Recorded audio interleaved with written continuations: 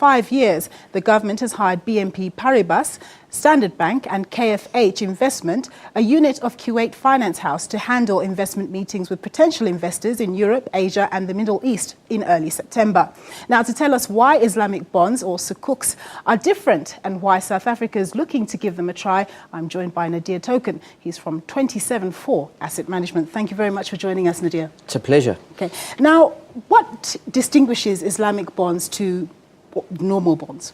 I think the predominantly distinctory factor in Sharia-compliant bonds, or what we call sukuk, is the fact that there can be no interest in Sharia-compliant investing. So how conventional bonds work is that government, for example, goes to the market and says, well, we want to raise $100 million, and in exchange for investors giving us that $100 million, we will then give them an 8.5%, as an example, coupon twice a year in exchange for the use of their money, and repay them the principal at maturity. Now, because Sharia-compliant investing doesn't allow interest, sukuks have to find a way around this. And essentially what happens is that there's a particular asset which the debt holders know they're going to be financing upfront when they enter the deal, and they're going to be sharing the gains and losses from this financial project from the outset. So essentially, it would be, for example, something like an Eskom comes to the market. They say, well, we need to raise 100 million rand in debt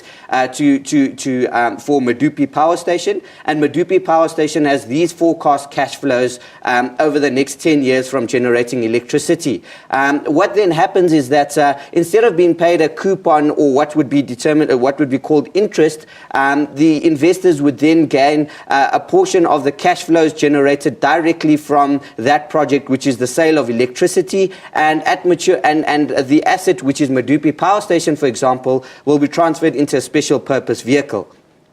At maturity of the sukuk, which, as you mentioned, is typically 5 years, the asset is then sold from the special purpose vehicle back to Eskom, and the proceeds are then gone back to the debt holders in order to refund them the capital which they originally borrowed. So that's how they get around interest income with an Islamic or Sharia compliant bond, which is called a sukuk.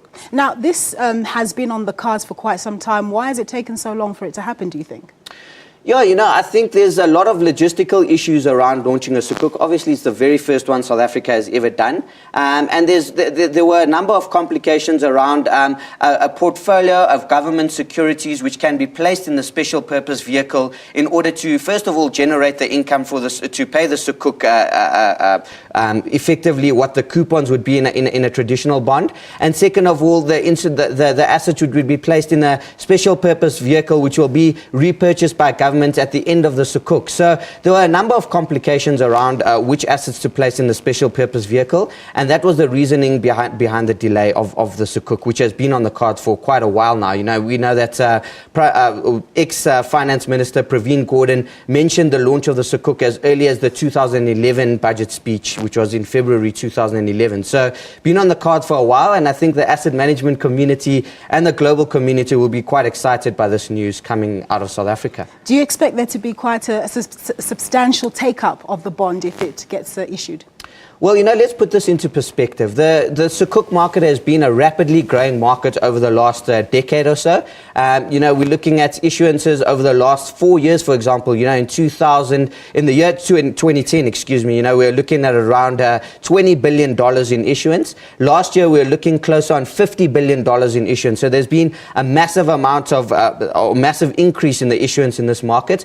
But not only has there's only been a massive issuance because there's been massive demand for these type of instruments. So we've seen the sovereign wealth funds in the Middle East, the sovereign wealth funds in Southeast Asia demanding a lot of this paper. So, the UK government earlier this year released their own sukuk of £200 million, and that was 2 to 3 times oversubscribed, from these sovereign wealth funds and the petrodollars flowing into these instruments. So, I think we're going to see substantial take-up of the South African issuance, and, there's a number of countries looking to jump on that bandwagon as well because of the substantial demand and trying to diversify your investor base. You know, we look at even conventional countries like Hong Kong and Luxembourg looking to issue sukuk. We've seen the UK already come out with one, and we looking at Indonesia and Kenya and Bangladesh indicating that they want to launch a sukuk before the end of the year. So really exciting time to be in the market, and we've seen aggressive growth in that market over the last 5 years or so. Nadir, thank you very much for that little bit of education. That was Nadir Token. He's from 27 4 Asset Management.